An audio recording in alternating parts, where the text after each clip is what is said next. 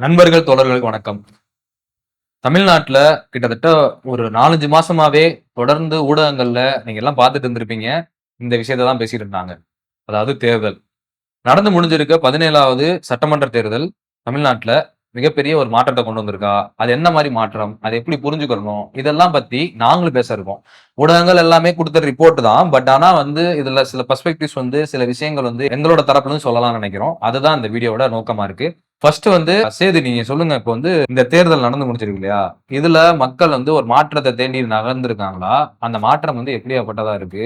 ஓவராலா அந்த 5 மாநில தேர்தல எப்படி புரிஞ்சுக்கலாம்? அப்படின்றதையும் கொஞ்சம் சேர்த்து சொல்லுங்க. ஓகே. இந்த பொதுவா எல்லா தேர்தலையுமே மக்கள் ஒரு மாற்றத்தை எதிர்பார்க்கிறது, அல்லது அந்த இந்த மாற்றம் தேவையில்லன்னு முடிவு பண்றது எல்லாமே ஒரு பொலிட்டிக்கல் ஈவென்ட்டா போயிட்டே இருக்கும். குறிப்பா மேக்ஸிமம் மாற்றம் வேண்டும் அப்படின்ற ஒரு அரசியல் நிலைப்பாடுன்றது அதிகமா இருக்கும். இந்த தேர்தல் என்னன்னா, குறிப்பா நம்ம 5 மாநில தேர்தல் நடந்தது. அந்த 5 மாநிலத்தோட முடிவுகள் என்னன்னா, ஒரு ஒரு கவலை அளிக்கக்கூடிய விஷயம் தான். ஏன்னா, பிஜேபிக்கு எதிராக நின்னு சண்டை போட்ட, கேள்வி கேட்ட, அவங்களோட மதவாத அரசியல எதிர்த்து நின்ன கேரளாலயும் நம்ம கவர்மெண்ட் ஜெயிக்க முடியல. இங்க தமிழ்நாட்டுல திமுகனாலயும் அந்த வெற்றிய தக்க வச்சுக்க முடியல.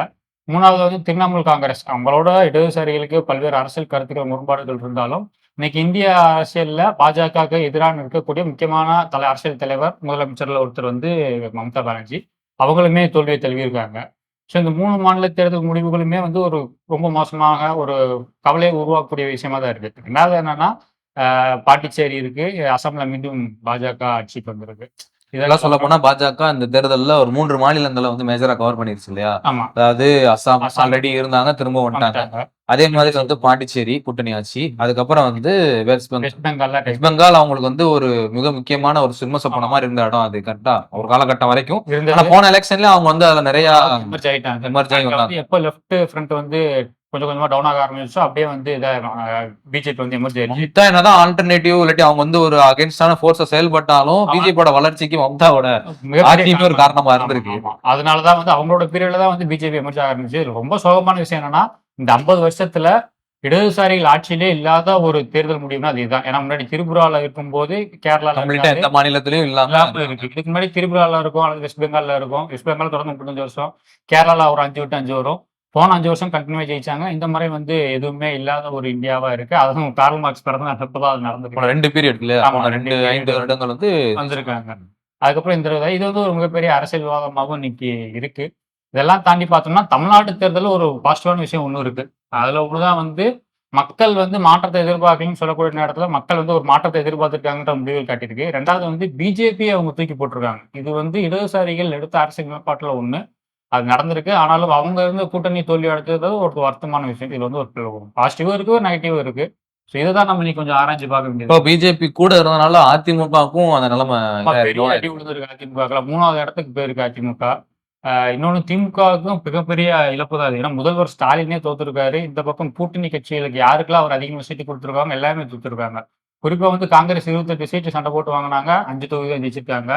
லாஸ்டா தேமுதிக கூட்டணி இணைஞ்சிச்சு. அவங்க ஒரு தொகுதி தான் ஜெயிச்சிருக்காங்க. 10ல 9 தொகுதி காலியாச்சு. இன்னும் சொல்ல போனா மதுரை ஒரு அரசியல் தலைநகரம். அதுல ஒரு 8 தொகுதியை தாவக எடுத்திருக்காங்க. அந்த மாதிரி சென்னையிலயுமே கிட்டத்தட்ட அதே சினாரியோ தான். 80% இங்க எடுத்துட்டாங்கன்னா, அதாவது இங்க எப்படி 2 சீட்டு மட்டும் தான் விட்டுருக்காங்களோ திமுக, அதே மாதிரி பார்த்தோம்னா அந்த பக்கமும் சென்னையில 2 சீட்டு மட்டும் தான். 14 சீட் அவங்க எடுத்துட்டாங்க. 16ல 2 சீட்டு மட்டும் தான் திமுக கிட்ட விட்டுருக்காங்க. எனக்கு என்னன்னா ஓவராலா இந்த எலெக்ஷன் தமிழ்நாட்டுல உள்ள எலெக்ஷன் மட்டும் நம்ம எடுத்துக்கிட்டோம் அப்படின்னா, இதுல வழக்கமான சம்பிரதாயமா அல்லது பாரம்பரியமா இதுவரை ஒரு எலெக்ஷன் நடந்துட்டு இருக்கக்கூடிய ஒரு விஷயங்கள்லாம் இருக்குல்ல.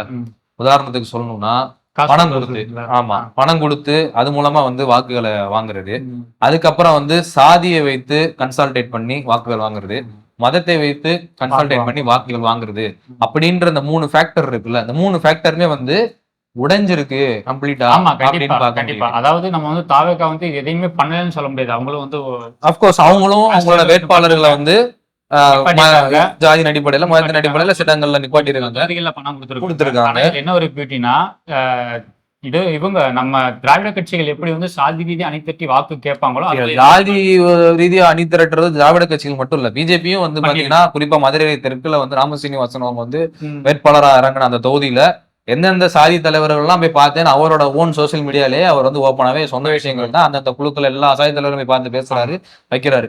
இது எல்லா கட்சிகளும் பண்ணுதுன்னு வச்சுக்கோங்களேன். எலெக்ஷன் அப்போ ஒன்லி இடதுசாரிகள் மட்டும்தான் அல்லது ஒரு சில கட்சிகள் மட்டும்தான் அதை பண்ணாம இருக்கு. பெரும்பாலான கட்சிகள் வந்து அந்தந்த சாதிய தலைவர்களை, மதத்தின் தலைவர்களை போய் பார்த்துடுறாங்க. பார்த்து அதை போயிட்டு அவங்க கிட்ட போய் ஓட்டு சேகரிக்கிறதுக்கு போயிடுறாங்கன்னு வச்சுக்கோங்க. இப்ப என்ன நம்ம இதுல புரிஞ்சுக்க வேண்டியது இருக்குன்னா, தாவேகா வந்து அந்த மாதிரியான ஸ்டெப்ஸ் எடுத்துச்சான்னு கேட்டா, அங்கொன்னு இங்கொன்னுமா தான் அந்த மாதிரி ஸ்டெப்ஸ் தெரியுதே தவிர, ஒரு மேஜரா இது ஒரு ஸ்ட்ரக்சரலா அவங்க வந்து எடுத்த மாதிரி தெரியல. எடுக்கல அப்படிங்கிறதா பார்க்க முடியுது. ஸோ இந்த மாற்றம்ன்றது வந்து இந்த 3 இடத்த நம்ம வந்து ரொம்ப முக்கியமா அட்ரஸ் பண்ண வேண்டிய இடம். இது வந்து மக்கள் மத்தியில ஏற்பட்டிருக்கக்கூடிய மிக முக்கியமான, மிக வரவேற்கத்தக்க ஒரு மாற்றமா தான் நம்ம பார்க்கணும். என்னன்னா, விஷயம் வந்து நீ காசு கொடுக்குறனா கொடு. அதை நான் ஒன்றும் இது பண்ண போறது இல்லை, வேணான்னு சொல்ல போறது இல்லை. வாங்குறதா வாங்கிக்கிறேன். வாங்கிட்டு நான் எனக்கு யாருக்கு தீர்மானிச்சு வச்சிருக்கோம் அவனுக்கு தான் போடுவேன் அப்படின்ற இடம். 2வது வந்து இவன் நம்ம சாதிக்காரன் நிக்கிறான், அதனால இந்த வேட்பாளரை ஓட்டு போடுவோம். நம்ம சாதிக்காரனே வந்து திமுக இருக்கான், அதிமுக இருக்கான், பாஜக இருக்கான், XY கட்சியில எல்லாம் இருக்கான், அவனுக்கு போடுவோம் அப்படின்னு அவங்க வந்து வரல அப்படிங்கிறதும் புரியுது. 3வது விஷயம் வந்து என்னன்னு கேட்டீங்கன்னா, மத ரீதியான நிறுவனங்கள் வந்து ஒரு கட்டளை இட்டு அந்த இது மூலமா கீழே இருக்கவங்க எல்லாமே, அது கீழே செயல்படுறவங்க எல்லாமே மதத்தின் அடிப்படையில வாக்களிக்கலாம். நம்ம மதத்துக்காரங்க சொல்லிட்டாங்க இந்த கூட்டணிக்கு போடணும், இல்லாட்டி இந்த வேட்பாளருக்கு போடணும்னு சொல்லிட்டாங்க, அதனால போடலாம், நம்ம தலைமையே சொல்லிருச்சு, மதத்தின் தலைமையே சொல்லிருச்சுன்னு சொல்லி அவங்க போகல, அப்படியும் ஓட்டு போடல. தான் என்ன டிசைட் பண்ணிருக்கணும் அதை நோக்கி தான் போட்டாங்க. இதுல இந்த மாற்றம் வந்து வரவேற்கத்தக்கதான்னு கேட்டா கண்டிப்பா அது வரவேற்கத்தக்கதுதான். ஆனா இது யாருக்கிட்ட போய் சேர்ந்திருக்கு, இது எப்படியா போய் சேர்ந்திருக்குன்னு பாக்குற இடம் தான் ரொம்ப முக்கியமானது. இது எப்படியா போய் சேர்ந்திருக்கு அப்படின்னா, இப்போ இந்த ஓட்டெல்லாம் ஆல்டர்னேட்டிவ்ன்ற இடத்துக்கு யாரு வரணுமோ அவங்க அந்த இடத்துல நிக்காதனால நீங்க வேற வழியே இல்லாம தாவேகா போயிருக்குன்றீங்களா? ஆமா அது என்னன்றதை நான் பின்னாடி சொல்றேன். ஃபர்ஸ்ட் என்னன்னா, இப்ப தாவேகாக்கு போயிருக்கக்கூடிய இந்த வாக்கை பத்தி மட்டுமே பேசணும் அப்படின்னா, இது எப்படி போயிருக்குன்னா, ஒரு மாற்றத்தை தேடி போயிருக்க ஒரு வாக்குகள் வந்து ஒரு முற்போக்கான அல்லது வந்து ஒரு முன்னேற்றத்துக்கான ஒரு வழிக்கு போயிருக்கா அப்படின்னா கிடையாது. எப்படி காசு வாங்கிட்டு நான் போட மாட்டேன்னு சொல்றாங்களோ, எப்படி நான் வந்து மதத்தின் அடிப்படையில ஜாதியின் அடிப்படையில போட மாட்டேன்னு சொல்லினாங்களோ, ஆனா இந்த இடத்துல ரசிகர் மனப்பான்மை அடிப்படையில் நான் போட மாட்டேன் அப்படின்னு சொல்லி யாரும் நிக்கலன்றது தெரியுது. சோ இந்த கல்ட் பர்சனாலிட்டி ரசிகர்கள் மட்டும் ஓட்டு போட்டிருக்காங்கன்னு சொல்லலாம், ஆனா பொதுமக்களும் தானே போட்டிருக்காங்க. பொதுமக்களும் போட்டிருக்காங்க. அதை தூண்டுகோலா இருந்தது வந்து ரசிகர் மனப்பான்மை தானே. எப்படி சொல்றேன்னா, இப்ப ரசிகர்கள் அப்படின்ற இடம் வந்து எங்கன்னா, நீங்க கட்டமைப்பா ஸ்ட்ரக்சரலா அவங்களுடைய சங்கத்துக்கு கீழே விஎம்ஐன்னு அவங்க மக்கள் இயக்கமா இருக்கலாம், இல்ல டிவிக்கு ஆரம்பிச்சதுக்கு அப்புறம் அதுக்கு கீழே இருக்கக்கூடிய தொண்டர்களா இருக்கலாம். அவங்களெல்லாம் கணக்குல நான் சொல்லல. யார சொல்றேன்னா, ஃபேமிலிக்குள்ள இருக்கக்கூடிய சிறுவர்கள், இளைஞர்கள், அதுல இருக்கக்கூடிய பெண்கள், அதுல இருக்கக்கூடிய அவங்களுடைய இன்ஃபுளுசஸ், அவங்க வந்து குடும்பத்துக்குள்ள பேசுற இன்ஃபுளுசஸ். இது வந்து நீங்க ரீல்ஸ்ல பாத்துருக்கலாம் நிறையவே இந்த மாதிரி பேசலாம் வச்சாங்கன்னு. ஆனா ரியாலிட்டியில நீங்க தயவு செஞ்சு போய் செக் பண்ணி பாருங்க. நான் கண்கூடா பார்த்தது, போன் பண்ணி 2 முதியவர்கள், 2 வயசான ஆட்கள் என் கூட அன்னைக்கு இருந்தாங்க எலெக்ஷன் டைம்ல. அவங்களுக்கு போன் பண்ணி இந்த மாதிரி என்னோட குழந்தைங்க வந்து வாக்கு செலுத்த சொல்றாங்க. 2 குழந்தைங்களும் யாருக்குன்னா அடல்ட் தான். அவங்க வந்து கம்ப்ளீட்டா 18க்கு மேலதான், அவங்க அடல்ட் தான். அவங்க 2 பேருமே வந்து, ஏன் இந்த தடவை நீங்க வந்து டிவி கேக் போடக்கூடாது, ஒரு தடவை வாய்ப்பு கொடுங்க, இந்த தடவை கேட்கறாருல கொடுக்கறதுனால என்ன ஆயிர போகுதுன்றாங்க. இந்த மாதிரி எத்தனை குடும்பங்கள்ல எத்தனை பேர் இன்ஃபுளுன்ஸ் பண்ணிருப்பாங்க அப்படின்னு பார்க்க வேண்டியது இருக்கு. இதுல கொடுமை என்னன்னா, சின்ன பசங்க சொல்றாங்கலாம் போய் ஓட்டு போடுற இடம்லாம் இருக்கு. அதெல்லாம் வந்து எப்படி புரிஞ்சுக்கிறதே தெரியல. அதெல்லாம் வந்து தவறான ஒரு விஷயம் தான். அதெல்லாம் வரவேற்க கூடாத ஒரு விஷயம் தான். அதெல்லாம் மாற்றுக்கிறது இல்லை. எப்படி நம்ம வந்து இந்த 3 ஃபேக்டரை சொல்றோமோ, காசு கொடுத்தாலும் ஏன்னா யாரும் தீர்மானிச்சா அவனை தான் போடுவேன்னு சொல்றது, நாளைக்கு வந்து காசு கொடுக்குற இடத்துக்கு வந்து கட்சிகள் வந்து யோசிக்கும் போது ரொம்ப யோசிக்கும். காசு கொடுக்கணுமா வேணாமா, செலவு பண்ணி வேஸ்ட் ஆயிருமா அப்படின்ற இடத்துல யோசிக்கும். அதனால இந்த இடம் உடையும். காசு செலவழிக்காத கட்சிகள் இருக்குல்ல, அவங்களுக்கு எல்லாம் இது ஒரு அட்வான்டேஜ் ஒண்ணு. அப்புறம் சாதியின் அடிப்படையில் மதத்தின் அடிப்படையில் திரட்டுற இடம் இருக்குல்ல, அதுவுமே நம்ம ஒரு கொள்கையின் அடிப்படையில இருக்கோம், நம்ம எப்படி போய் சாதியின் அடிப்படையில் மதத்தின் அடிப்படையில் திரட்டுறதுன்னு சொல்லி சில கட்சிகள் இருக்கு. அந்த கட்சிகள்லாம் வந்து அந்த இடத்துல வந்து வெற்றி தான் அவங்களுக்கு. இந்த இதெல்லாம் வரவேற்கிறத இடம் தான். ஆனா அதே கட்சிகளுக்கு பாதிப்பு ஏற்படக்கூடிய இடம் என்னன்னா, அவங்க எல்லாமே கொள்கை ரீதியா கட்டமைப்பு ரீதியா செயல்படக்கூடிய கட்சிகளா இருப்பாங்க. அவங்களுக்கு வந்து இப்படி ஒரு தனிநபருடைய பின்ப அரசியல் வந்து மிகப்பெரிய பாதிப்பை உண்டு பண்ணும். கல்ட் பாலிடிக்ஸ் வந்து இந்த கல்ட் பாலிடிக்ஸ் அப்படின்னு சொல்றாங்க. இதை நீங்க எப்படி டிஃபைன் பண்றீங்க, என்ன சொல்ல வரீங்க? இப்ப இதை எப்படி சொல்லலாம்னா, இப்போ விஜய்க்கு வந்து நான் ஓட்டு போடுவேன்றது வந்து எப்படி குடும்பத்துல இருந்து இன்ஃபுளுன்ஸ் பண்றாங்கல்ல, இது ஒரு விஷயம். குடும்பத்துல இருந்து இன்ஃபுளுன்ஸ் பண்ணி அந்த இடத்துல இருந்து ஓட்டு போட வைக்கிறாங்க. வெறும் ரசிகர்கள் மட்டும் ஓட்டு போட்டிருந்தா அவர் ஜெயிச்சிருக்க மாட்டாரு. சோ அவரோட கல்ட் பர்சனாலிட்டின்றது எங்க ஒர்க் ஆயிருக்குன்னா, அவர் ரசிகர்களையும் தாண்டி இந்த 2 அரசாங்கத்தின் மேல, அதாவது இந்த 2 கட்சிகள் மாறி மாறி ஆட்சி அமைச்சு வந்துட்டு இருந்த இந்த அரசாங்கத்தின் மேல திராவிட கட்சிகள் வேண்டாம், அதே நேரத்துல தேசிய கட்சிகளான பிஜேபி இந்த மாதிரி கட்சி வேண்டாம், எங்களுக்கு தேவை வந்து ஒரு நியூ ஃபேஸ், அந்த ஃபேஸ் வந்து எங்களுக்கு வந்து அந்த நியூ ஃபேஸ் தான் வந்து தேவைன்னு சொல்லி போறாங்க. அந்த நியூ ஃபேஸா ஏன் சீமான் இருக்கக்கூடாது? 15 வருஷம் இருந்து அவர் பேசியிருக்காரு. அவரும் வந்து அவர் மேல 1000 விமர்சனம் நம்ம இருந்தாலும், அந்த கட்சியின் மேல 1000 விமர்சனம் இருந்தாலும், அந்த கட்சியை நம்ம ஏத்துக்கலன்ற இடத்துல இருந்தாலும் ஆல்டர்னேட்டிவா நின்று இருக்காருல்ல. ஒரு எக்ஸாம்பிளே இல்லாம இருந்தா சரி, வேற வழியில விஜய் கிட்ட போனாங்கன்னு சொல்லலாம். ஆனா சீமான் இருக்கும்போது ஏன் போறாங்க? அப்ப அந்த கல்ட் பர்சனாலிட்டி இங்க ஒர்க் ஆகுதுல, சினிமா பிரபலம் இங்க பயன்படுதுல, அந்த சினிமால ஏற்படுத்தக்கூடிய அந்த பின்பு அரசியல் தாக்கம் எல்லாமே இங்க வேலை செஞ்சிருக்குல. இது ஒண்ணு, இது மேஜரா பார்க்க வேண்டிய இடம். அடுத்து இன்னொரு இடத்துக்கு பண்ற எங்க நான் சொல்லலான் இருக்கேன்னா, நீங்க பல இடங்கள்ல தாவேகாவினுடைய வேட்பாளர்கள் கிரவுண்ட்ல எந்த அளவுக்கு வேலை செஞ்சாங்க அப்படிங்கறதே தெரியல. அவங்க வேலை செஞ்சாங்களா, ஓட்டு கேட்டு போனாங்களானே பல இடங்களுக்கு தெரியல. மேஜர் பார்ட்டிஸ் கவர் பண்ண அளவுக்கு இவங்க வேலை செய்யல மேலோட்டமா தான் பண்றாங்க. அது வந்து ஒரு புது கட்சிக்குள்ள அனுபவம் தான்.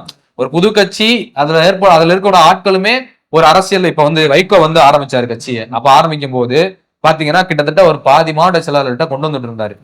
எண்ணிக்கையில மாவட்ட செயலாளர். அப்ப அரசியல் ஒரு கட்சியில இருந்து அனுபவசாலியில இருந்து இன்னொரு கட்சிக்கு புது கட்சிக்கு ஆரம்பிச்சு பயணிக்கிறவங்க அப்படின்னு வர்றப்போ அவங்க கிரவுண்ட்ல வேலை செய்யறதுன்றது வேற விதமா தான் இருக்கும். ஓகேவா? அந்த அந்த ஸ்டைல் ஆஃப் ஒர்க்கே வேற. ஆனா அரசியல் அனுபவமே இல்லாத இளைஞர்கள், சொல்ல போன அரசியல் அனுபவமே இல்லாத பல பேர் வந்து இதுல வந்து வேலை செஞ்சிருக்காங்க. அப்ப அவங்க எல்லாம் வந்து மக்கள் ஏத்துக்கிட்டாங்கல்ல. அப்ப தன்னோட வேட்பாளர் யாருன்ற அக்கறை மக்களுக்கு தேவையில்ல. தன்னோட தலைவர் ஓட்டு யாருக்கு போகணும்னா விஜய்க்கு போகணும், அவரோட கட்சிக்கு போகணும் அப்படின்ற இடம் வருது. இன்னொன்று ரொம்ப முக்கியமான விஷயம் என்னன்னு கேட்டீங்கன்னா, அவர் மேல ஏற்பட்டிருக்கக்கூடிய முக்கியமான அலிகேஷன்ஸ் எல்லாமே இருக்கு. அலிகேஷன்ஸ், குற்றச்சாட்டு எப்படி வேணா சொல்லலாம்னு வச்சுக்கோங்களேன். அந்த குற்றச்சாட்டுகளா பார்க்கும்போது கரூர் ஸ்டாம்பேட் எடுத்துக்கோங்க. அப்போ அதுல வந்து 40 பேருக்கு மேல அதுல இறந்திருக்காங்க. அதுல வந்து விஜய்க்கு பொறுப்பு இருக்கு. அப்போ அந்த பொறுப்புல இருக்கக்கூடிய அவர் மேல அதிருப்தி வந்திருக்கணும். பொதுவா எந்த ஒரு அரசியல் கட்சி தலைவரா இருந்தாலும் அவர் மேல அந்த அதிருப்தி கண்டிப்பா வந்துருக்கும் மக்கள்கிட்ட. அது அந்த நேரத்திலே கூட அந்த பெரிய அளவுல அவர் மேல ஒரு எதிர்ப்பெல்லாம் எழல. ஒரு அளவுதான் வந்துச்சு. அதுக்கப்புறம் அது டோட்டலா வாஷ் அவுட் ஆயிருச்சு. இன்னும் சொல்ல போனா அவர் மேல நெகட்டிவா மீடியா கொண்டு போன இடங்கள்லாம் அவர் பாசிட்டிவா தான் மாத்தப்பட்டுச்சு. குடும்ப பிரச்சனை ஒண்ணு வந்தது, அது ரொம்ப முக்கியமானது. அதுல வந்து பாத்தீங்கன்னா அப்கோர்ஸ் அது ஒரு பர்சனல் இஷ்யூ தான். பட் ஆனா அந்த பர்சனல் இஷ்யூஸ் எல்லாத்தையுமே வந்து பொலிட்டிக்கல் கிரவுண்ட்ல வேலை செய்யும். அது வந்து பாத்தீங்கன்னா பெண்கள் மத்தியில கண்டிப்பா தாக்கத்தை ஏற்படுத்தும் நிறைய பேர் எதிர்பார்த்தாங்க. அதுவும் ஃபெயிலியர் ஆயிருக்கு.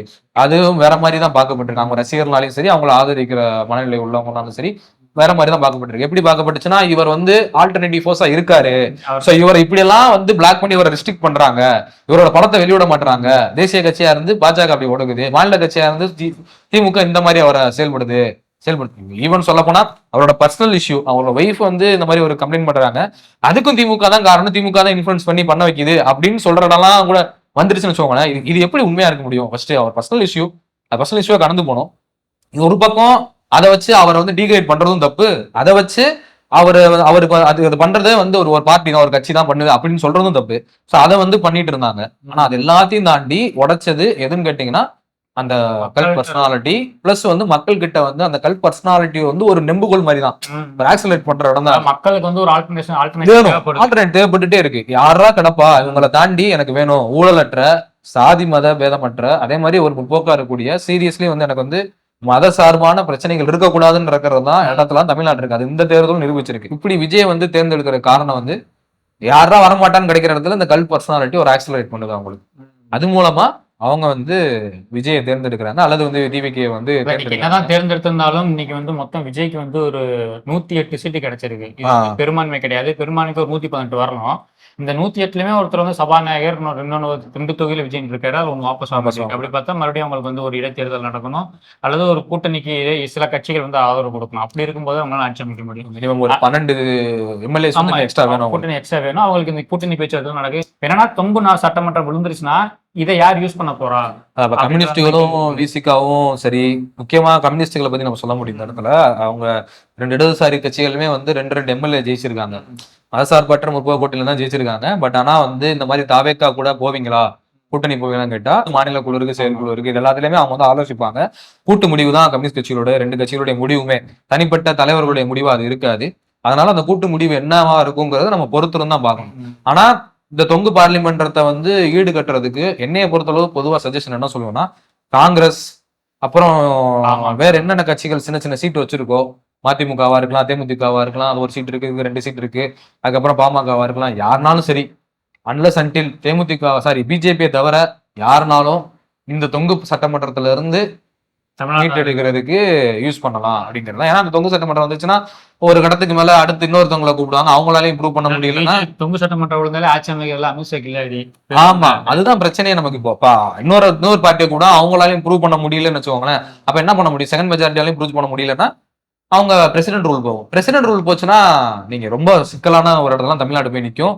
அது கண்டிப்பா பிஜேபி டேக் ஓவர் பண்ற இடத்துக்கு போக ஆரம்பிச்சிடும். தொங்கு சட்டமன்றம் வந்துச்சுன்னா. அதனால் இந்த இடத்துல தொங்கு சட்டமன்றம் வரக்கூடாதுன்ற அடிப்படையில பிஜேபியும் டிவிகே கூட போயிடக்கூடாது, ஏதோ ஒரு அடிப்படையில போயிடக்கூடாது. அல்லது அதிமுக பயன்படுத்தி பிஜேபி போயிடக்கூடாது, அதிமுக ஆட்கள் அனுப்பியும் பயன்படுத்திடக்கூடாது அப்படின்ற இடத்துல இங்க கண்டிப்பா ஸ்ட்ராட்டஜிக்கலா மூவ் பண்ணணும். காங்கிரஸ் இவங்க எல்லாமே மூவ் பண்ணி போகணுங்கிறது தான். அதுல இடதுசாரிகளும் மூவ் பண்ற இடத்துக்கு வர்றாங்க அப்படின்னா இது எந்த அளவுல வரவேற்கணும் அப்படிங்கறதெல்லாம் காலம் தான் சொல்லணும். ஒண்ணு. ரெண்டாவது என்னன்னா, இப்போ இவர் எந்த அளவுக்கு ஏத்துக்க முடியும்? இவங்களோட கட்சி தொண்டர்கள் இப்படி பிஹேவ் பண்றாங்க, இவர் ஒரு நாஸ்டிக் பிஹேவியரா இருக்காரு, காருக்குள்ள உட்காந்துட்டு லைட்டை போட்டு அமர்த்துறாரு, இப்படிலாம் இருக்காரு, கூட்டத்தை வேணும்னே பர்பஸ்ஃபுல்லா கூட்டுறாரு, ஒரு மாதிரி இதெல்லாம் பண்றாரு, சினிமா மாதிரியே அரசியலையும் பண்ணிட்டு இருக்காரு, இதெல்லாம் சரியா கேட்டா சரியில்லை, இதெல்லாம் தவறானதுதான். அதான் இன்னொன்னு நீங்க சொன்னீங்கல்ல, இந்த மணிக்கு காங்கிரஸ் இவருக்கு சப்போர்ட் பண்ணணும், கிடைச்சிருக்கும். அப்படி சப்போர்ட் பண்ணாலுமே நீங்க இவரை ஏத்துக்கூடிய இடத்துல இருக்கணும், அல்லது இவரை மிரட்டுறதுக்கான வாய்ப்புகள் பிஜேபி இருக்கும்போது இவருக்கு அதை லாக் பண்ண முடியும் அவங்களால. உதாரணத்துக்கு சொல்லணும்னா, இப்ப கரூர் விஷயம் சொன்னீங்க, 40 பேர் இறந்து, இப்ப கேஸ் எங்க இருக்கு? சிபிஐ இருக்கு. சிபிஐ இருக்கக்கூடிய கேஸை வச்சு நீங்க என்ன வேணாலும் பண்ண முடியும். தகுதி நீக்கம் பண்ணலாம். ஆமா, தகுதி நீக்கத்தை கொண்டு வரலாம். அரெஸ்ட் பண்ணி தகுதி நீக்கம் பண்ணா ஏன் முடிச்சு அதை வச்சு மிரட்ட முடியும். நீ ரெண்டாவது இவர்கிட்ட கூட வந்துருன்னு சொல்லி சப்போர்ட் பண்ண முடியும். ஏன் சொல்ல முடியாது? இப்ப ஏடிஎம்கே பிஜேபி கூட தான் இருக்காங்க, ஏடிஎம்கேவே கொடுக்கலாம், அல்லது ஏடிஎம்கே எம்எல்ஏக்களை விலைக்கு வாங்கி அவங்க இது பண்ணலாம். ஸோ இந்த ஒரு நெகட்டிவ் பாயிண்ட்டும் விஜய்க்கு இன்னைக்கு இருக்கு தேர்தலில். அது மட்டும் இல்லாம அவர் போட்டிருக்கக்கூடிய வேட்பாளர்கள் இருக்காங்கல்ல, அவங்க எல்லாத்தையும் எடுத்து பாருங்களேன். முக்காவாசி பேர் வேற கட்சியில இருந்தவங்களா, ஆமா, வேற கட்சியில இருந்து வந்தவங்களா, குறிப்பா பாஜக இருந்து வந்தவங்க இருக்காங்க, அதிமுக இருந்து இருக்காங்க, ஆர்எஸ்எஸ்ல இருந்து நேரடியா வந்தவங்க இருக்காங்க, இப்படி திமுக இருந்து வந்தவங்க கூட இருக்காங்க, எல்லாருமே இருக்காங்க. அவங்க எல்லாம் கட்சி தாவல்ன்றது ஏற்படுறதுக்கான வாய்ப்புகள் இருக்கு. இவங்க அங்க போயிருவாங்க, போகிறதுக்கு வாய்ப்பு இருக்கு. அல்லது விஜய் நாளைக்கு தகுதி நீக்கம் செய்யப்பட்ட அந்த கட்சி அடுத்து அவங்க டேக் ஓவர் பண்ணி அவங்க இஷ்டத்துக்கு வளைக்கிறதுக்கு வாய்ப்பு இருக்கு. எல்லா வாய்ப்புகளுமே இருக்குன்னு வச்சுக்கோங்க. அப்படி பார்த்தா நான் சொல்றேன், இது ஒரு இப்படி சொல்றது ஒரு ஸ்டோரின்னு கூட வச்சுக்கங்களேன், ஒரு மித்தோ அல்லது ஒரு யூகமா கூட இருக்கலாம். நீங்க இன்னைக்கு தொங்கு சட்டமன்றம் விழுந்திருக்கு, திமுக ஜெயிக்கல, அதிமுக ஜெயிக்கல, தாவேகா இவ்வளவு சீட்டு வாங்கியிருக்கு, இதெல்லாம் தாவேகா வெற்றின்னு பார்த்தாலும் உண்மையான வெற்றி மார்ட்டின் குடும்பத்துக்கு தான் இருக்கும் போல. அவ குடும்பத்துல 3 எம்எல்ஏ ஜெயிச்சிருக்காங்க. இது லால்குடியில அவரோட மனைவி ஜெயிச்சிருக்காங்க, மருமகன் பாண்டிச்சேரி ஜெயிச்சிருக்காரு, மாதவ அர்ஜுன் அங்கே ஜெயிச்சிருக்காரு. டேக் ஓவர் பண்றதுன்னா அவங்க தான் பண்ணுவாங்கன்னு நினைக்கிறேன் போல. இல்ல அதான் அந்த மாதிரி சினாரியோஸ் இருக்குன்னு வச்சுக்கோங்க. பட் ஆனா என்ன சொல்றேன்னா, இந்த பிஹேவியர்ல இவங்க ரசிகர்கள் இருக்காங்க, அல்லது இந்த உங்களுக்கு வாக்கு செலுத்தினவங்க எல்லாமே இந்த மாதிரி இருக்கிறாங்க அப்படின்னு சொல்லி நீங்க என்ன பண்ணிடுறீங்கன்னா, விஜய் ஜெயிச்சதுக்கு இந்த இடம்லாம் காரணமா இருக்கு. என்ன பண்ணிடுறோம்னா, நம்ம தற்குறிகள்னு சொல்றது, இல்லாட்டி அவங்கள ஜாம்பிஸ்ன்னு சொல்லி ஒட்டு மொத்தமா அவங்களை அடிக்கும் போது அதுவுமே அவருக்கு பாசிட்டிவா தான் சேர்ந்துருக்கு. நீங்க அவங்க என்னன்னா இப்படி எல்லாம் சொல்றதுனால மக்கள் என்ன ஆயிடுறாங்கன்னா, நீங்க என்ன சொல்றீங்க? இப்ப திமுகவுடைய தலைமை அந்த மாதிரி சொல்லல, நேரடியா தலைமை தற்கொலைன்ற வார்த்தையோ இல்ல ஜாம்பிஸ் மாதிரி வார்த்தைகளோ விஜய் மேல ரொம்ப வல்கராவோ பயன்படுத்தலன்னு வச்சுக்கோங்களேன். ஈவன் எடப்பாடியே உதயநிதி ஸ்டாலின் அடிச்ச அளவு விஜய் அவர் டச் பண்ணல, அந்த அளவுக்கு அவர் அடிக்கல அப்படிங்கறதுதான் உண்மை. அது கரெக்ட் தான், தலைமை அப்படின்னு ஓகே. ஆனா அவரோட செகண்ட் லெவல் லீடர்ஸ் எடுத்துக்கோங்க, அவரோட மவுத் பீஸா செயல்பட்ட ஜேர்னலிஸ்டா இருக்கட்டும், மவுத் பீஸா செயல்பட்ட கட்சிக்காரங்களா இருக்கட்டும், கூட்டணி கட்சிகள் எல்லாருமே விஜயை போட்டு தம்சம் பண்ணாங்க. விஜயோடைய தம்சம் பண்றது விஜய பண்ணா மட்டும் பரவாயில்ல, நீங்க அவருக்கு ஆதரவாளரா இருக்கவங்க, அவங்க வாக்களிக்கிறவங்க எல்லாம் என்னமோ முட்டாள்களாகவும் அவங்க எல்லாமே யோசிக்கவே முடியாத ஆட்களாகவும் நீங்க கட்டமைச்சிட்டே இருந்தீங்க. நீங்க என்ன நினைச்சிருக்கீங்கன்னா, இப்படி எல்லாம் சொல்றதுனால அவங்க அவமானப்பட்டோ அல்லது தான் அறிவாளின்னு காட்டிக்கணும் உங்க பின்னாடி வருவான்னு நினைச்சு பண்ணீங்களான்னு தெரியல. ஆனா அது என்ன நடந்துருச்சுன்னா, நீ என்னைய ஏளனப்படுத்துறியா, நீ என்னைய கொச்சப்படுத்துறியான்னு சொல்லி அவன் இன்னும் ஸ்ட்ராங்கா தான் அந்த பக்கம் போனா.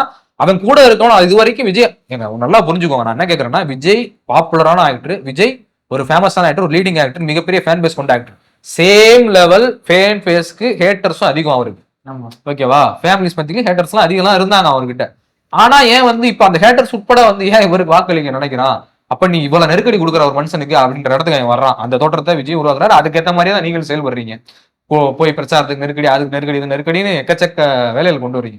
அதுல சும்மா வெறுமனா பிளேம் பண்றாங்களா டிவிக்கு, அல்லது உண்மையிலேயே நெருக்கடி கொடுத்தீங்களா அப்படிங்கறதுலாம் ரெண்டாவது விஷயம். ஆனா எப்படி மக்கள் கிட்ட போய் சேர்ந்துச்சு அந்த விஷயம்? நெருக்கடி கொடுக்குறீங்க நடந்த விஷயங்கள் கூட அவங்க டைமிங் கேட்டது உட்பட, பிரச்சாரத்தை கேட்டது உட்பட, அவங்க தேர்தல் ஆணையமே என்னன்னா இதெல்லாம் செட் ஆகிற டைம் இல்ல, வரப்போக லேட் ஆகுங்கிற மாதிரி ஏகப்பட்ட விஷயம் வந்தது. அது யதார்த்தமான உண்மை கூட நீங்க மக்களுக்கு negative சிவாஜி ஆ படம் நீங்க உங்க பாட்டுல அவன் பாட்டுல அவனை விட்டுருந்தீங்கன்னா பேசாம ஒரு காலேஜ் வரை போயிருப்பான் அந்த மாதிரி எது நடந்தாலும் நீங்க விஜய் முடக்கிறதுக்காக தான் பண்றீங்க அப்படின்ற இடம் வந்துருச்சு அப்படிங்கிறப்ப சும்மா நோண்டி விட்டு பெரிய ஆள் ஆக்கி விட்ட மாதிரி அது வந்து கம்ப்ளீட்டா மக்கள் மத்தியில அமோகமான வரவேற்பை தான் அவருக்கு ஏற்படுத்தி கொடுத்திருக்கே தவிர எந்த இடத்துலயும் அந்த வரவேற்புக்கு சற்றும் குறையல. ஏன்னா நீங்க கடைசி வரைக்கும் பர்சன்டேஜ் சொல்றதா இருக்கட்டும், அதாவது இங்கதான் முரண்பாடுகளை கூர்மைப்படுத்தல் நடந்திருக்கு, ஆனா தப்பான இடத்துல பொறுமை இருக்கு. ஆமா அதுதான் விஷயமே இங்க. சோ இப்ப நம்ம மெயினா என்ன சொல்ல வேண்டியது இருக்குன்னா, இங்க ஒரு ஆல்டர்னேட்டிவா ஒரு மாற்றத்தை மக்கள் தேடுறாங்க அப்படிங்கிறது 100% உறுதியாயிருக்கு. ஆனா அந்த மாற்றம் வந்து அவங்க தேர்ந்தெடுக்கக்கூடிய எடுத்திருக்கக்கூடிய இந்த மாற்றம் வந்து சரியான மாற்றமா கேட்டா அது காலம் தான் பதில் சொல்லணும். அது இல்லைன்றது என்னோட பர்சனல் ஒப்பீனியன். பட் ஆனா வந்து அவர் எந்த அளவு மக்கள் நல திட்டங்கள்ல செயல்படுறாரு, ஒரு அரசாங்கம் எப்படி செயல்படுறாரு அப்படின்ற அடிப்படையில இந்த சட்டமன்றத்தை அவர் 5 வருஷம் நடத்தி முடிப்பாரா அப்படின்ற எல்லாமே பார்த்து தான் பின்னாடி தான் அதை சொல்ல முடியும். இப்ப ப்ரீ ஜட்மெண்டெல்லாம் ஒரு ஜட்மெண்ட் சொல்ல முடியாது. ஏன்னா மக்கள் தீர்ப்பை நம்ம வரவேற்று தான் ஆகணும் end of the day. Anyhow மக்கள் வந்து ஒரு ஆல்டர்னேட்டிவ் தேடுற இடம் இருக்குன்றத யாரு முக்கியமா அட்ரஸ் பண்ண வேண்டிய இருக்குன்னா இடதுசாரிகள் தான் இதை அட்ரஸ் பண்ணணும். ஏன்னா உண்மையான அரசியல் மாற்று அப்படிங்கிறது இடதுசாரிகள் கிட்ட தான் இருக்கு. இடதுசாரிகள் தங்களுடைய அரசியலை, தங்களுடைய வர்க்க அரசியலை இன்னும் தீவிரப்படுத்தி கூர்மைப்படுத்தி முன்னெடுக்கணும். தாங்கள் அடுத்த ஆல்டர்னேட்டிவ், நாங்க தான் ஆல்டர்னேட்டிவ் அப்படிங்கிறத மக்கள் கிட்ட ஆப்ஷனா கொண்டு போகணும். இப்ப எலெக்ஷன் முடிஞ்சிருச்சு, நான் ஓப்பன் சேலஞ்சே வைக்கிறேன் உங்ககிட்ட. நீங்க எடுத்து பாருங்க, எந்த கட்சி ஒரு 5 வருடங்கள் அல்லது அடுத்து நடக்க நாடாளுமன்ற தேர்தலுக்கு வரைக்கும் 2 வருடங்கள் எடுத்தாங்க, அதுக்கப்புறம் அங்கிட்டு ஒரு 2.5 வருடங்கள், இந்த 5 வருடங்கள்ல எந்த கட்சி தொடர்ந்து போராட்டங்கள், தொடர்ந்து ஆர்ப்பாட்டங்கள், தொடர்ந்து எல்லா இஷ்யூஸையும் பேசுது அப்படின்ற இடத்த பாருங்க. எல்லா ஆர்ப்பாட்டங்களும் எல்லா போராட்டங்களையும் கம்யூனிஸ்ட் கட்சி வின் பண்ணி கொடுக்குது அப்படின்னு நான் சொல்லல, ஆர்குமெண்ட் பண்ணல உங்ககிட்ட. பட் ஆனா மேஜரா யாரு பண்றான்ற இடத்துக்கு பாருங்க. தேர்தல் வரப்போற கொஞ்ச காலத்துக்கு முன்னாடி மட்டும் ஜூ காட்டுறது, அல்லது வந்து தேர்தல் அப்ப வந்து தொடர்ந்து பேசி பேசி பேசி வர்றது, இதை நீங்க கணக்குல எடுக்காதீங்க. யாரு நார்மலான நாட்கள்ல கூட பிரச்சனைகளை, மக்கள் பிரச்சனைகளை பேசிட்டு இருக்காங்க அப்படின்னு பாருங்க. தேர்தல் முடிஞ்சு பாத்தீங்கன்னா டைஃபை இளைஞர்கள் சேர்ந்து, அதுக்கப்புறம் கட்சி சிபிஎம் கட்சியும் சேர்ந்து என்ன பண்ணிருக்காங்க, 20,000 காலி பணியிடங்கள் வந்து நிரப்ப மாட்டோம்னு சொல்லி வேலை வாய்ப்புக்காக போராடுறாங்க. அதுக்கு முன்னாடி பாத்தீங்கன்னா ஒரு பிரச்சனை, ஒரு ஊர்ல தண்ணி டேங்க வந்து உடைச்சிடுறாங்க. திமுக காரங்க தான் உடைச்சது, ஓட்டு போடல உடைச்சாங்க. ஆனா இதை பேசின பல இன்ஃபுளுசர்ஸா இருக்கலாம், இல்லாட்டி பல மக்களா இருக்கலாம், பல பேரா இருக்கலாம், யாருமே இதை வந்து யாரு போய் போராடினாங்கன்னு சொல்லல. நீங்க உங்களுக்கு வைக்கக்கூடிய, பார்த்துட்டு இருக்கக்கூடிய மக்கள் வைக்கக்கூடிய ரிக்வஸ்ட் என்னன்னு கேட்டீங்கன்னா, இவ்வளவு போராடுறவங்கள நீங்க மெயின் ஸ்ட்ரீம் மீடியால பார்க்க முடியாது, காட்ட மாட்டாங்க. அந்த போராட்டம் ரொம்ப தீவிரம் அடைஞ்சா ஒண்ணு அதை எதிர்ப்பா காட்டுவாங்க, இந்த போராட்டம் மக்களை டிஸ்டர்ப் பண்ணுது, இந்த போராட்டம் வந்து மக்களுக்கு அச்சுறுத்தல் தருது, நேரத்தை கெடுக்குது, அல்லது அரசாங்கத்துக்கு நெருக்கடி கொடுக்குது, அப்படி இப்படின்னு தான் நெகட்டிவா ட்ரெயின் பண்ணுவாங்களே தவிர பாசிட்டிவா காட்ட மாட்டாங்க ஒண்ணு. அல்லது அது வின் பண்ண போதுன்னா ஒரு பேரெல்லாம் சொல்லிட்டு போவாங்களே தவிர மற்றபடி சொல்ல மாட்டாங்க. நான் உங்ககிட்ட வைக்கிற ஒரே ரிக்வெஸ்ட் என்னன்னா, கம்யூனிஸ்ட் கட்சியினுடைய அபிஷியல் நியூஸ் அவுட்லெட்டை தயவு செஞ்சு செக் பண்ணுங்க. இப்ப நீங்க எல்லாருமே பொலிட்டிக்கல் அப்சர்வரா மாறி இருப்பீங்க. ஆல்மோஸ்ட் மேஜரான பீப்புள், மேஜரான யங்ஸ்டர்ஸ் எல்லாமே இன்னைக்கு வந்து பொலிட்டிக்கல் சினாரியோ என்னன்றத தெரிஞ்சுக்கிற இடத்துக்கு வந்துட்டு இருப்பீங்க இல்லையா? சோ நீங்க கண்டிப்பா கம்யூனிஸ்ட் கட்சியினுடைய அவுட்லெட்ஸ் என்ன சொல்லுதுன்னு மட்டும் பாருங்க. நீங்க ஆதரிக்கலாம் வேணாம், என்னெல்லாம் பண்றாங்க அவங்க அப்படின்றத பாருங்க. நீங்க அவங்க பண்றது தப்பா இருக்கு, அவங்க பண்றது சரியில்லைன்னு சொன்னீங்கன்னா தயவு செஞ்சு அது விமர்சனம் ஆவீங்க. ஒண்ணுமே தப்பு இல்லை. விமர்சனத்துக்காக அஞ்சியோ விமர்சனத்துக்கு பயந்தோலாம் கம்யூனிஸ்ட் கட்சி என்னைக்குமே கட்சி நடத்தணும். விமர்சனம் சுய விமர்சனம் நடத்திதான் அது கட்சியே இயங்கும். அது இயங்குறதுக்கான முறையே அப்படித்தான். நீ என்ன விமர்சனம் வேணா ஓப்பன் வைக்கலாம், அதை பத்தி கவலை இல்லை. ஆனா தயவு செஞ்சு அப்சர்வ் பண்ணுங்க அவங்க என்னதான் பண்றாங்க அப்படிங்கறத. 2 கட்சிகள் இருக்கு, சிபிஎம் கூட எடுத்துக்கோங்க, 3 கட்சின்னு எடுத்துக்காங்க. இந்த 3 கட்சிகள் அவங்களோட நியூஸ் அவுட்லெட், ஜனசக்தியா இருக்கலாம், தீக்கெதிரா இருக்கலாம், இது எல்லாத்தையும் வாங்கி பாருங்க. அவங்களுடைய சோசியல் மீடியா பேஜஸ், ஹேண்டில்ஸ் எல்லாம் இருக்கு. தீக்கெதிரோட ஹேண்டில் இருக்கு, கட்சியினுடைய பத்திரிகை தமிழ்நாடு இருக்கு, வீரமாட்டியன் அவரோட ஃபேஸ்புக் பேஜ் இருக்கு, மகேந்திரனோட பேஜ் இருக்கு. எல்லாத்தையும் பாத்தீங்கன்னா அவங்க என்னென்ன போராட்டம் பண்றாங்க, டெய்லி என்ன நடக்குது எல்லாமே நீங்க தெரிஞ்சுக்கலாம். கூடவே தமிழ் மார்க்ஸையும் நீங்க பாருங்க. அதுலயுமே நாங்க என்ன பண்ணுவோம்னா, ஓவராலா இன்டர்நேஷனலா நடக்கக்கூடிய communist movement, leftist movement, unionist movement, workers movement, என்னென்ன மாதிரியான போராட்டங்கள் நடத்துறாங்க இதெல்லாமே நாங்க போடுவோம். தமிழ்நாட்டிலும் இந்தியா அளவுல என்னென்ன பண்ணிருக்காங்க, என்னென்ன பண்றாங்க, அதையும் நாங்க அப்டேட் பண்ணிட்டே தான் இருப்போம். இப்ப நொய்டால மிகப்பெரிய தொழிலாளர்கள் போராட்டம், ஒரு மிக முக்கியமான போராட்டம், அது உங்களுக்கு தெரிஞ்சிருக்கு, எத்தனை பேர் தெரிஞ்சிருக்கு. அதே மாதிரி கொஞ்ச நாளைக்கு முன்னாடி தான் மகாராஷ்டிரால மிகப்பெரிய ரேலி யாரை நடத்தி, விவசாயிகளை திரட்டி மிகப்பெரிய ரேலி வந்து கம்யூனிஸ்டுகளுடைய விவசாய சங்கம் தான் நடத்துச்சு. அப்ப அதை பத்தி எத்தனை மீடியா பேசுச்சு? அதை ஆர்கனைஸ் பண்ண தலைவர், கம்யூனிஸ்ட் தலைவர் வந்து நமக்கு ஒரு இன்டர்வியூ கொடுத்துருக்காரு. அந்த இன்டர்வியூ கூடிய சீக்கிரம் பப்ளிஷ் பண்ணுவோம். அதுல போஸ்ட் இன்டர்வியூல அவர் நார்மலா பேசும்போது என்ன சொல்றாருன்னா, எனக்கு வந்து அதாவது இன்டர்நேஷனல்ல இருந்து இதுக்கான அப்ரிசியேஷனுக்கான டிஸ்கஷன்லாம் வந்துச்சு இன்டர்நேஷனல் கம்யூனிட்டி வந்து. பட் ஆனா எனக்கு இங்க லோக்கல்ல மீடியால வந்து இந்த போராட்டத்தை பேசவே இல்லை. அதாவது வந்து இந்த போராட்டம் வந்து மக்கள் டிஸ்டர்ப் பண்ணுது, பாதிப்பு ஏற்படுத்துதுன்னு தப்பா கூட பேசல. அப்ப நீ இருட்டடிப்பு செய்ய போற இடம் என்னன்றத பாத்துக்கங்க, இதுதான் இருக்கும். அதுக்கப்புறம் உங்களோட அபிமானமான கட்சி, அது எந்த கட்சியா வேணா இருக்கலாம், நாம் தமிழரா இருக்கலாம், அல்லது வந்து திமுகவா இருக்கலாம், எந்த கட்சியா வேணா இருக்கலாம். அதிமுக திமுக விட்டுருங்க, நான் சொல்றது அதுக்கு அடுத்து ஆல்டர்னேட்டிவ் இருக்க கட்சிகளை மட்டுமே சொல்றேன். இந்த கட்சிகளையும் நீங்க வந்து செக் பண்ணுங்க, அவங்களோட நியூஸ் அவுட், அவங்களோட என்ன போராட்டம் செக் பண்ணுங்க. அதே மாதிரி அவங்களோட அந்த போராட்டங்கள் எந்த அளவுக்கு முன்னேற்றம் அடைஞ்சிருக்கு, என்ன ஸ்டேஜில் அது இப்போ இருக்குங்கிறத அந்த கட்சிக்காரன்கிட்ட கேட்டு கேளுங்க. கம்யூனிஸ்ட் கட்சிட்டு அதே மாதிரி கேட்டு மூவ் பண்ணுங்க. இதெல்லாமே உங்களை நான் வேலை செய்ய வைக்கிற இடம் தான். பட் ஆனா இது நீங்க செய்யும் போதுதான் உங்களுக்கு அரசியல் மீதான புரிதல், இன்னும் என்ன மாதிரியான அரசியல் நடக்குது, அதை எப்படி நம்ம புரிஞ்சுக்கணுன்ற இடத்துக்கு நம்ம இன்னும் தீர்மானமா வரலாம் அப்படிங்கறக்காக மட்டும் தான் ஒரு ரிக்வஸ்டா தான் சொல்றேன். அந்த இடத்துக்கு வாங்க. இதெல்லாம் பார்க்கும்போது தான் உண்மையான ஆல்டர்னேட்டிவ் யாரு, நம்ம யாரை தேட வேண்டியது இருக்கு, தேர்ந்தெடுக்க வேண்டியது இருக்குன்ற விஷயத்தையும் உங்களால ஈஸியா புரிஞ்சுக்க முடியும். ஸோ இதுதான் நம்ம ஓவரால் அந்த வீடியோ நாங்கள் அட்ரஸ் பண்ண நினைச்சது. எல்லாமே பேசிட்டோம்னு நினைக்கிறேன். இதுல என்னன்னா, இடதுசாரிகள் ஆல்டர்னேட்டிவ் தயாரா வரணும். ஆல்டர்னேட்டிவ் தயாரா வரக்கூடிய இடதுசாரிகளை மக்கள் கண்டிப்பா வந்து அப்சர்வ் பண்ணணும். இந்த 2 இடமும் மீட் அவுட் ஆகிற இடத்துலதான் உண்மையான மாற்றத்துக்கான அரசியல் ஏற்படும், அரசியல் நிகழும். அந்த அரசியல் மூலமா தான் தொழிலாளர், பெண்கள், அப்புறம் வந்து விவசாயிகள், மாணவர்கள், இளைஞர்கள் இவங்களுக்கான ஒரு முற்போக்கான, அதே நேரத்துல வளர்ச்சிக்கான ஒரு அரசியல் வந்து அமையும் அப்படிங்கிறது என்னோட நம்பிக்கையா இருக்கு, எங்களோட ஒரு நம்பிக்கையாவும் இருக்கு. இவ்வளவு நேரம் இந்த வீடியோ பார்த்ததுக்கு ரொம்ப ரொம்ப நன்றி. எங்களோட கருத்துக்கள் நாங்கள் சொல்லியிருக்கோம். இந்த தேர்தல் முடிவுகளில் வரக்கூடிய விஷயங்கள் என்னென்ன எப்படி பார்க்குறோன்றதையும் நாங்கள் சொல்லியிருக்கோம். இதில் உங்களுக்கு எதுவும் மாறுபட்ட கருத்துக்கள் இருந்தாலோ, இல்லை உங்களுக்கு ஏதாச்சும் வியூ இருந்தாலோ நீங்கள் கமெண்ட் பண்ணுங்க, அல்லது வந்து எங்களுக்கு வந்து மெசேஜ் பண்ணுங்க. தமிழ் மார்க்ஸ் சேனலை தொடர்ந்து ஃபாலோ பண்ணுங்க, தொடர்ந்து ஆதரவு கொடுங்க. ரொம்ப நன்றி.